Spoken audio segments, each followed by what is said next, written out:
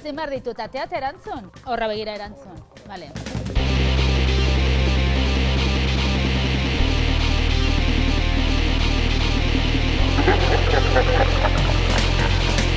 Euskalduna izateaz, aspertu altzara inoz? Inoiz ez, egia esan, askotan aspertu naiz euskaldun izateaz. Euskaldun izateak daukan gauzetako bat da, estres linguistikoa erasten digula besteak beste. Eta egunerokoan horri aurre egitea, zama gertatzen da askotan. Epa atxerekin edo atxerik gabe idazten da, nik dakidan arte, atxe gabe. Ez? Erdarakadarik esaten alduzu, zein? Esango nuke dezente esaten ditu dala, batez ere lagun arteko erregistroan ari naizenean, makulu asko gazteleratik hartuak ditut. Jode adibidez asko esaten dut, beraz hortxe etengabe bat. Euskarak bizirik iraungo du 21. mendean?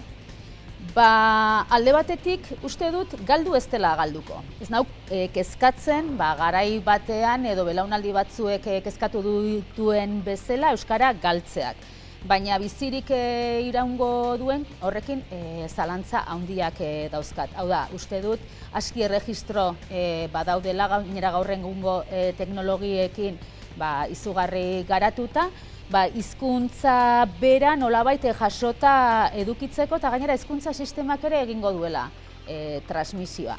Baina hizkuntza gorpuztu gisa, zalantza handiak ditut, baldin eta hizkuntza politiketan jauzi handiak egiten ez baditugu, 21. mendera iritsiko ote den. Zein dago zapalduago, euskara ala emakumeak? Zapaldumetroa ez zaite asko gustatzen. Ideia bezala. Gainera, esango nuke botere harremanak sare konplexu bat direla eta ez direla berak ez leku guztietan, ez garai guztietan eta ez da pertsona eta gorputze guztietan ere.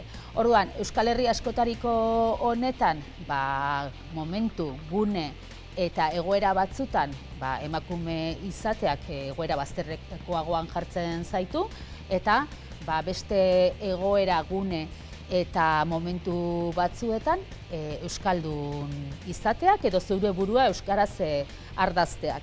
Baina nola nahi dela bata zein bestea badira beste faktore asko bezala zapalketarako edo bazterketarako gailuak nolabait. Ya está.